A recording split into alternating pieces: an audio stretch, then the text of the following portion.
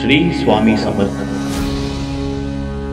मार्गशीर्ष पौर्णिमेच्या दिवशी पहाटे स्वामी समर्थ अक्कलकोटच्या बाहेर पडले। त्यांचे सेवेकरी त्यांच्या बरोबर होते। दत्त जयंतीचा उत्सव स्वामींची महापूजा करून साजरा करायचा असे खरे तर त्यांच्या परमभक्तांनी अगोदरच ठरवून ठेवले होते, परंतु स्वामी पहाटेच अक्कलकोटच्या बाहेर पडले।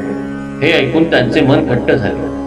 तरीही त्या परमभक्तांनी ठरवले की स्वामी कुठेही असो आपण त्यांचा शोध घ्यायचा, म्हणून ते सुद्धा अक्कलकोटच्या बाहेर पडले। काही अंतर चालून गेल्यावर या परमभक्तांना स्वामी एका वडाखाली बसलेले दिसले।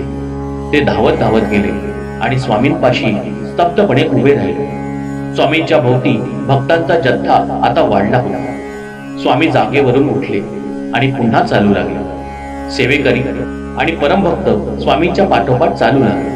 सकाळपासून चालत चालत स्वामी कुठे जात आहेत याचा कोणाला थांग पत्ता सुद्धा लागत नव्हता। स्वामी कुणा भक्तांचा शोध घेत आहेत हे मात्र त्यांच्या व्याकुळ डोळ्यांकडे पाहिल्यावर भक्तांना जाणवले। संध्याकाळ दाटून आली, रात्र झाली, आभाळ नक्षत्रांनी गच्च भरले। मार्गशीर्ष पौर्णिमेचे लख चांदणे पसरले। भक्तांच्या लक्षात आले स्वामींचे तेज असे काही पाकू लागले आहे की पौर्णिमेचा चंद्र आकाशात उगवला आहे की पृथ्वीवर उगवला आहे या संभ्रम पडू लागला। अचानकपणे 4 कुत्री आणि एक गाय स्वामींच्या भोवती फिरू लागली। स्वामी स्तब्ध उभे राहिले। इतक्यात एक दत्तभक्त गोसावी येताना लोकांनी पाहिला। त्याला पाहता क्षणी स्वामींचे डोळे लगावले। स्वामी त्याचा शोध घेत होते।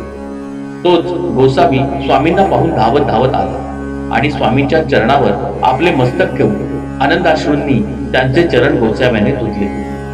त्याने मान वर करून पाहिले। साक्षात श्री दत्त प्रभू आपल्या समोर उभे आहेत याची त्याला खात्री पटली।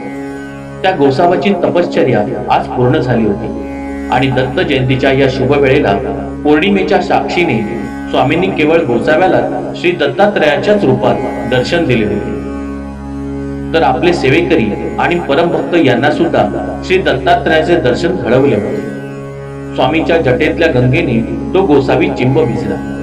स्वामींचे कृपाशीर्वाद त्याला मिळाले होते, त्याची तपश्चर्या फळाला आली होती। श्री स्वामी समर्थ।